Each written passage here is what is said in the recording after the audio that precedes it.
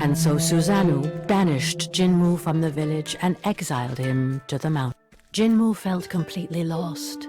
The history of his clan, the atrocities committed by Amaterasu, Susanoo's just cause.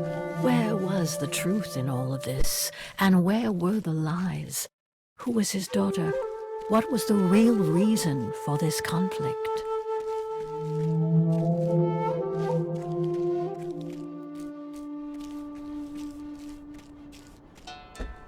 He remembered very well the story his grandmother had told him. In ancient times, Amaterasu had received the blessing of the mischievous goddess Kitsune in exchange for his blind devotion and unwavering submission.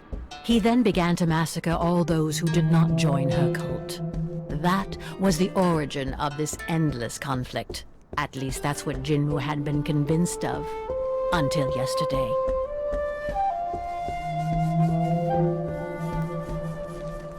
Now he wasn't sure of anything anymore. Did death, lifeless bodies, pain, and cruelty really have a meaning? Deep in Jinwoo's soul, a conviction was beginning to emerge. This war was futile and it could be stopped. And while he was lost in his thoughts, Jinwoo continued to advance toward the mountains. The grass became snow as the fresh air of the valley gradually gave way to the icy cold of the peaks. Without realizing it, Jinwoo had arrived to the mountain. Legend had it that it was beyond these summits that the abode of the gods was located, and that before inhabiting the valleys, the first samurai had trodden this same snow. But today, it would have been surprising for anyone to inhabit such an inhospitable climate.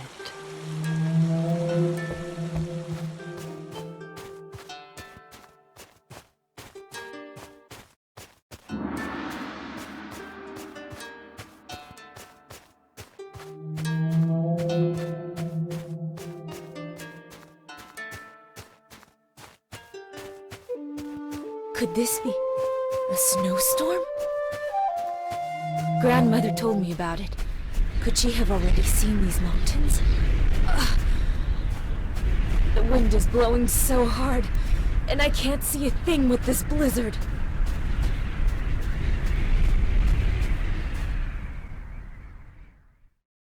I can't go any further.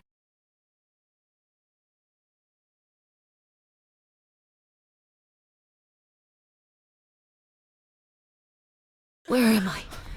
I must have passed out.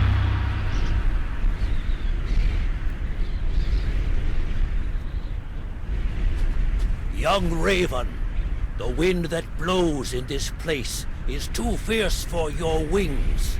Retrace your steps. Who are you? A god? A ghost? Please, help me.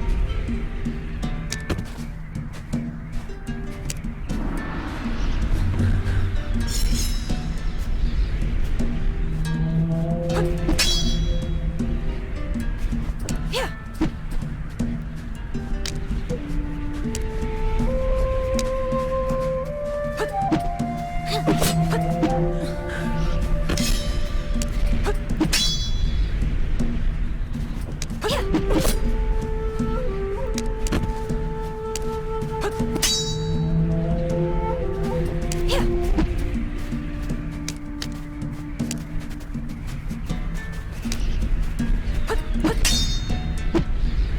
Yeah.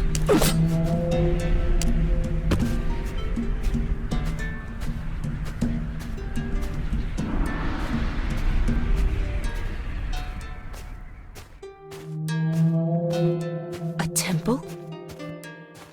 Here? How can anyone survive in these forbidden mountains? No matter. It's my last hope.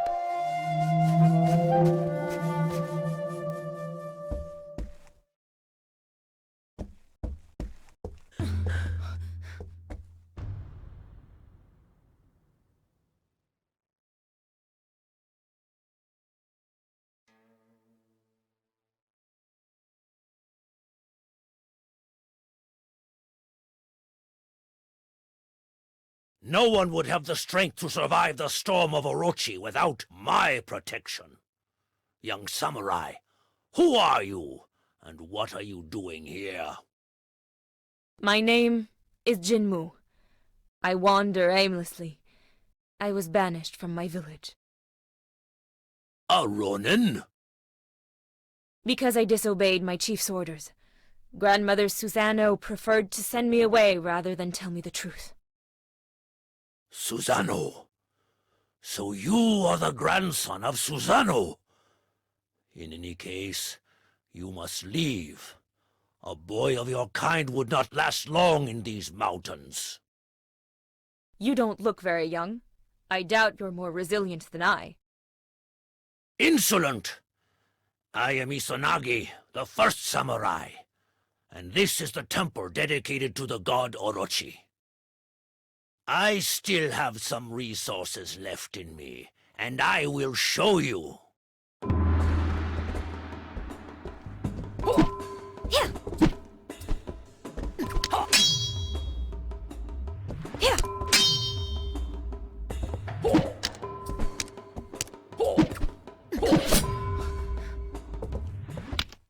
Let that be a lesson to you. With the exchange of blows, Jinmu's pendant came out of his clothes, which did not escape the old master's notice. Your necklace! What are you doing with the enchanted pearl of Amaterasu around your neck? What? But it's my mother's necklace. What else has Susano been hiding from me? That's a beautiful irony of fate. Who would have thought such a miracle could happen one day? This changes a lot of things. Your story is, in a way, my story as well. Sit down, Jinmu. I have many things to tell you.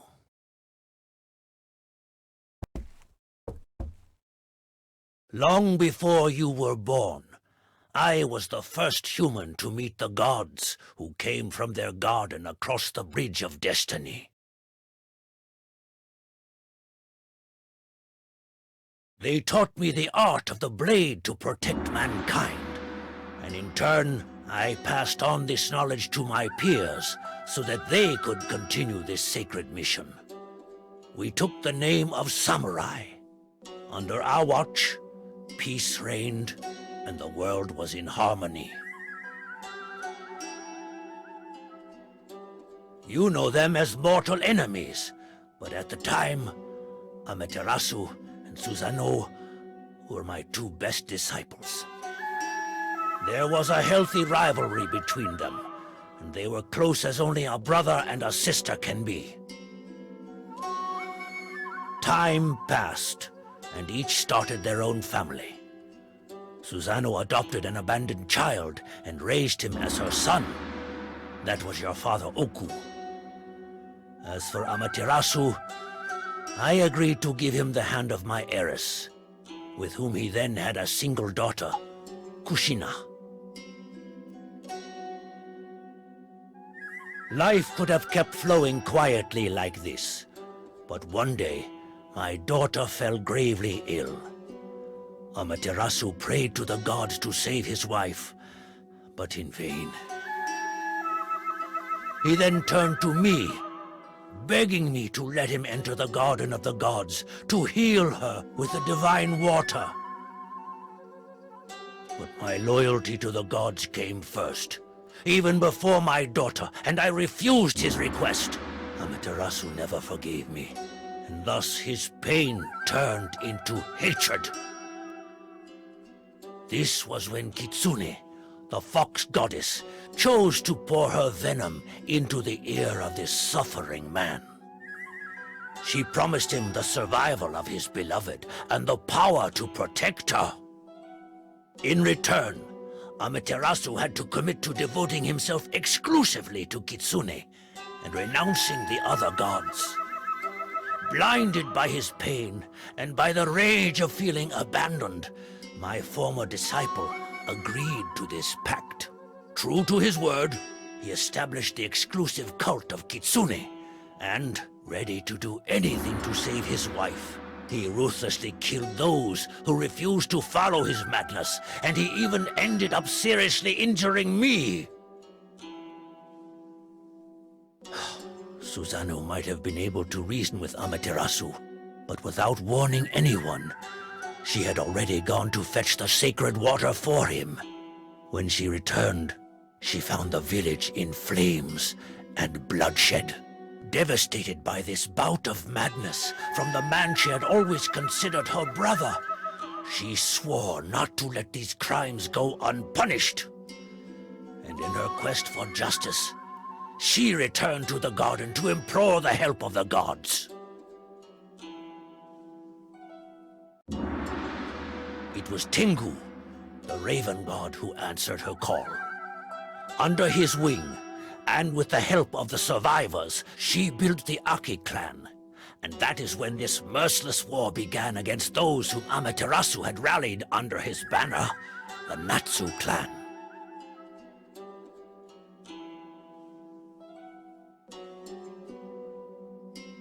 As for me, I am now the guardian of the bridge that leads to the Garden of the Gods, so that the influence of the divine never causes such ordeals again. Ushina. That's my mother's name. So that means Amaterasu's daughter is my mother.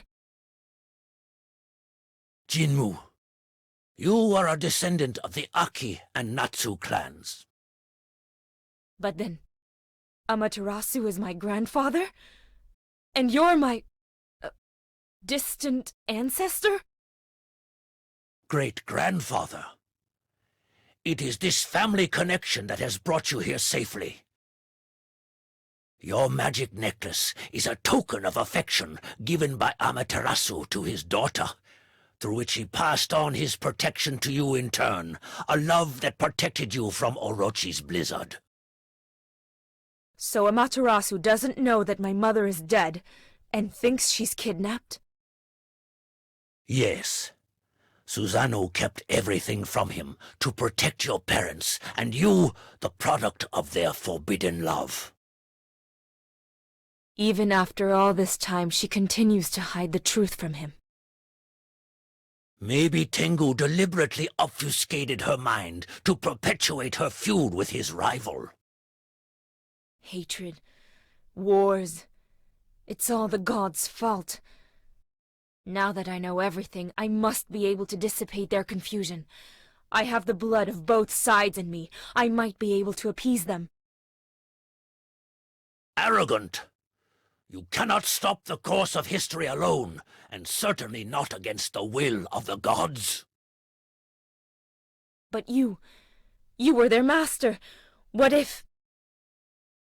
Do not count on my help. I can no longer leave these mountains. If you plan to go back, I will not stop you.